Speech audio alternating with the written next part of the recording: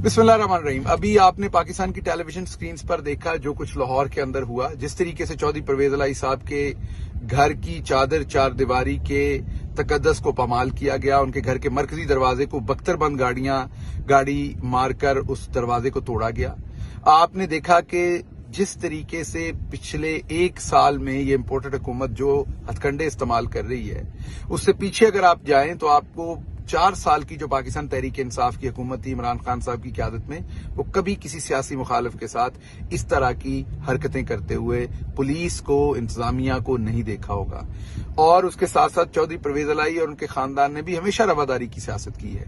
लेकिन आज आधी रात के वक्त जिस तरीके से चौधरी साहब के घर की चादर चार दीवारी के तकद्दस को पामाल किया गया, ये पाकिस्तान की सियासत, पाकिस्तान की अखलाकियात, पाकिस्तान का जो एक सामाजिक एक कॉन्ट्रैक्ट है पब्लिक का एक दूसरे के साथ, उसमें आपको इसकी कोई मिसाल नहीं मिलती।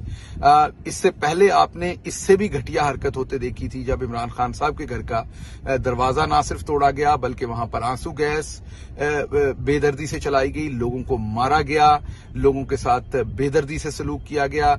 और उसके बाद आज आपने ये देखा, और उसके साथ साथ आपने देखा जिस तरीके से हमारे बहुत सारे लोगों को उठा लिया जाता है, उन पर झूठे मुकदमात बनाए जाते हैं।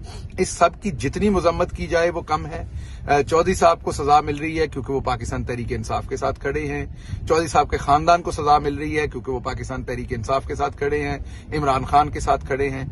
सिर्फ यहां तक बात नहीं बल्कि इवन खवातीन के ऊपर भी मुकदमात किए गए हैं चौधरी खानदान की, ताकि उनको प्रेशराइज करके उन्हें इमरान खान के साथ से हटाया जाए।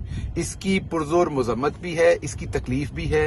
ये जो कल्चरल हमारे नॉर्म्स तोड़े जा रहे हैं, जो हमारी अखलाकी इकदार को तोड़ा जा रहा है, जो एक दूसरे का चादर चार दीवारी और खवातीन की इज्जत तक का एहसास नहीं किया जा रहा, इस सब का बहुत तकलीफ भी है और इसकी मजम्मत भी है। लेकिन ये जुल्म का जो सूरज है इसने डूब जाना है।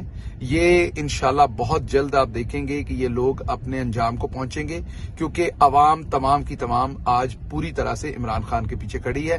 इलेक्शन होने दें।